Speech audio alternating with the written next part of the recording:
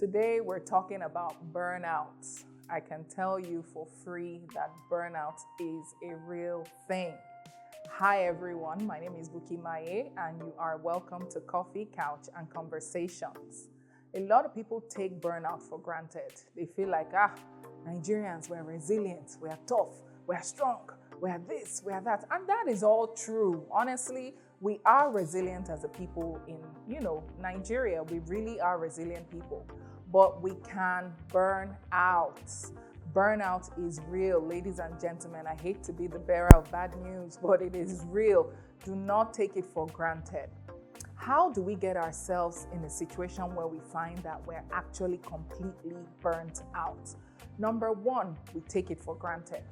We're doing 1,000,001 things. And the reality is that Nigeria of today requires you to do 1,000,001 things to just get by, right? By the time you want to do more than get by, you're going to be doing a zillion things. But we do get burnt out from time to time. Does not mean that we should quit, we should forget about everything else and just live a reckless life. No. Here are some of the ways we can actually manage our lifestyle, our health, our work. We spoke about even work-life balance a few episodes ago. Here are some of the ways we can manage being burnt out. Number one, identify and recognize that burning out is a real thing. Once you identify with it, then you can know how to manage yourself better. When you are working long hours, and life today does require us to work long hours, you're working overtime. Again, life today requires us to work overtime to make ends meet, right? But you have to listen to your body. I am no medical expert. I have no single degree in medicine, and I'm talking from my personal perspective. I'm not giving professional advice here. But listen to your body.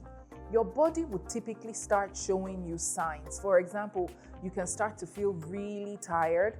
You start to feel really dehydrated and thirsty. You start to maybe have headaches, maybe body aches. That is your body telling you something is not right.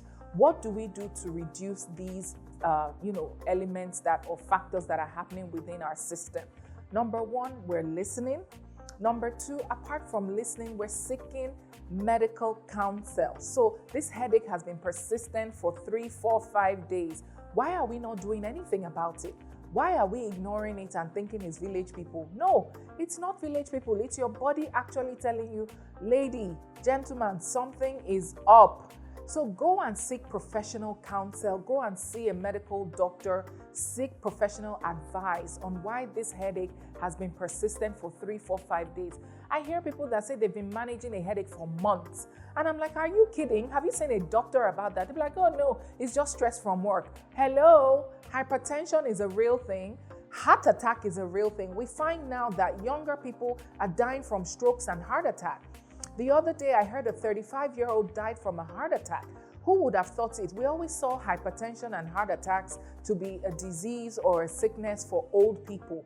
But when you have 35-year-olds now dying, slumping and dying, it's a wake-up call. People of the Instagram, of the internet, of YouTube, social media, it is a wake-up call. We need to listen to our bodies. Our bodies will always give us signs and signals that something is up.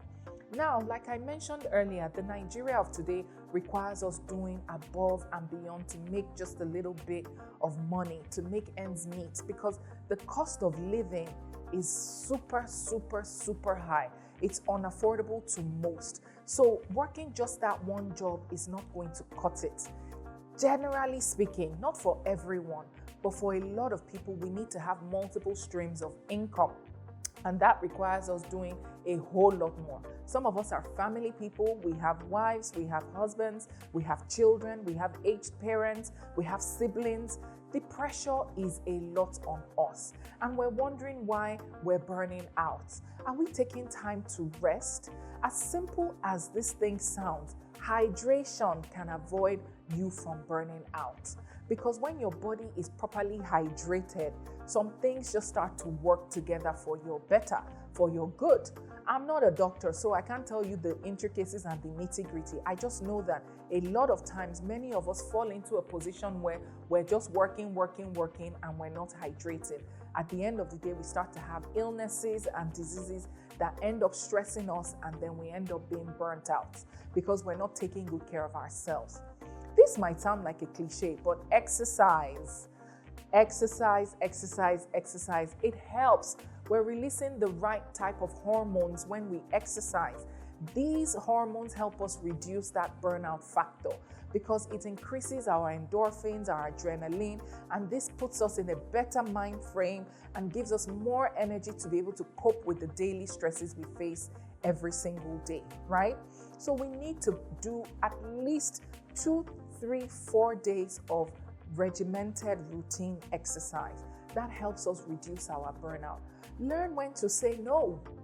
Many of us are people pleasers. We want to please everyone because we're fighting for that promotion or we're gunning for that salary increase. Learn when to say no. When your body is tired, you're tired. Give it a break. Go and get some rest. Chill and relax. My favorite 2 things to do. As much as I like to work and I enjoy what I do, everybody that knows me knows I enjoy what I do. I love what I do. But guess what? In the middle of that, I never forget to rest. I never forget to turn down. Even if it is for only a few hours in a day, make sure that those hours are dedicated to you taking care of yourself, doing the things you like and enjoy, and resting. Part of rest is actually hydrating. Hydrate, drink a lot of water. There's a famous saying that says, drink water and mind your business. Literally, drink water and mind your business for those couple of hours in the day. And it must be regular. It must be routine. You can't say, I'm resting today, I'll rest again in 3 months. No, you're going to get burnt out because we're all doing the most. We are. We're working 9 to 5. We're doing that side hustle. We're doing social media influencing. We're promoting one kind of business. We're doing everything just to make ends meet. It's going to tell on our bodies. And now, younger people, like I said, it's not, don't think these things happen to the older people. I'm still young. I'm in my 30s. No, it's happening to 30-year-olds now. Even some 20-something-year-olds now are experiencing high blood pressure. Their stress levels are high because the reality is that living in this environment can be stressful. So you have to learn to manage those stressors that come. NEPA will do its own, or is it AEDC, PAT, and whatever the organization is called, they will do their own. You're driving on the road, those road merchants, those road people, they will do their own.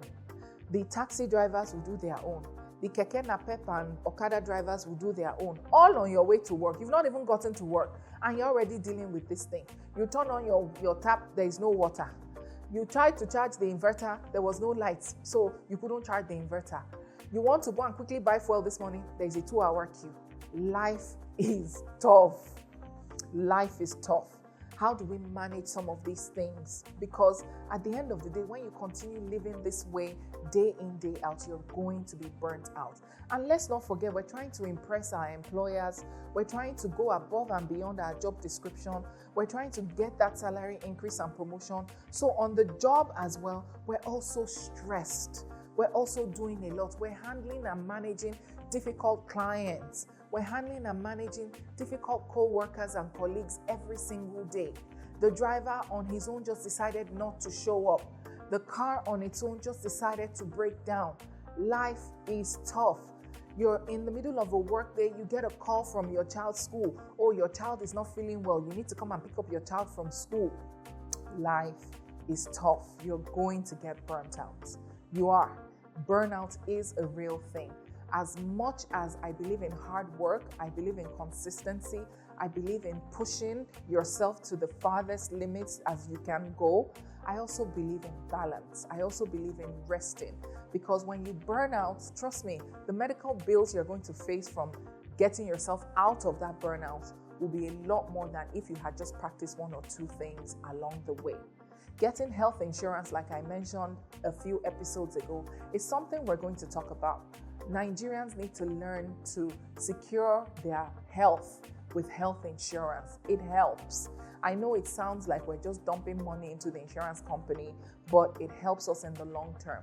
But that's a conversation for another day. Today, we're talking about burning out and managing or preventing it from happening. Because number one, we've identified that it's real. We've identified that it can kill. People are slumping and dying at a very young age. Stress also causes cancer. We've seen a significant rise in cancer in young people today. Those come not all the time, but have been related to stress. Chronic amounts of stress causes cancer. There's sometimes in my office, I would tell my teammates that I don't want to be disturbed for the next 2 hours or 1 hour. Whatever it is I'm doing is none of your business. Maybe I'm resting. Maybe I'm relaxing my mind. I'm decompressing. I'm just taking a break, generally speaking. Maybe I'm just hydrating. Maybe I'm meditating as well. But whatever it is, I'm taking that little time off because I can see that my stress levels are getting high. I'm getting really tense. I'm getting agitated, and I do not want to burn out.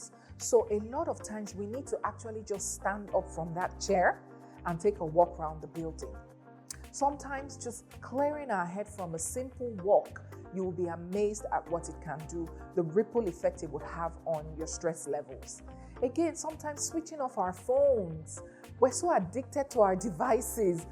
Turning off our phones for 30 minutes is like a war or a crime against humanity nowadays. And I can just hear or see people smiling. I can imagine people saying, is she kidding me? We should turn off our phone. How? Please, ladies and gentlemen, it's okay to turn off your devices, even if it is for 30 minutes, because you'll be amazed at the amount of stress you get from even the anxiety of even wanting to check your phone is causing you stress.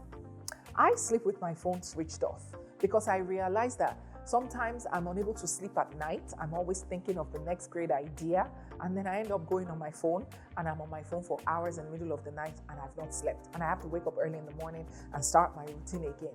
So one of the ways I've helped myself is psychologically knowing that that phone is off. I'm not going to turn it on because even the stress of waiting for it to boot and for it to load, I'm not going to deal with that in the middle of the night. So one of my coping mechanisms to deal with distressing is switching off my phone at night when I'm going to bed. I know the average person has left the group chat right now. They're not switching off their phones because that phone is on the charger, it's on standby, and is ready for action. Ladies and gentlemen, trust me, as simple as that may sound, it would help you decompress. It will help you sleep better. You need to rest. You need to take personal time out from your day-to-day activities, which are important, I know. But even if it's 30 minutes, even if it is 1 hour, we need to learn to decompress. We need to learn to avoid burning ourselves out. Some people, if they don't land in the hospital, they will not rest. I used to be like that. I'm being honest. This is my truth I'm speaking. I like to be very honest. I used to be that girl that if I've not gotten malaria, I will not rest. And even when I have that malaria, I'm still on the go taking my malaria medicine. But now, as I'm getting older, even the body is telling me that, Books, you can't continue that way. You need to chill. So I'm learning, and I want to advise the younger people as well that you need to learn to take a break. Give your body some rest. We are not machines. We're not engines. Even machines break down. Your car will break down if you don't service it regularly. The generator will break down if you don't give it an oil change. Machines also break down, let alone the human body. Give yourself some time to rest. Give yourself some time to chill and relax, like I like to say. Listen to your body.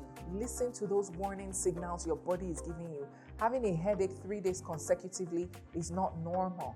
Having just feel tired and lethargic every day is not normal, okay? Having a dry throat all the time is not normal.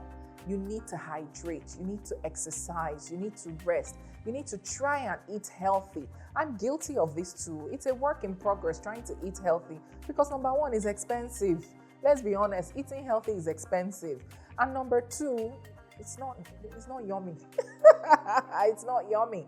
So, but we have to try. Every day we have to keep trying to do better for ourselves. So yes, burnout is real.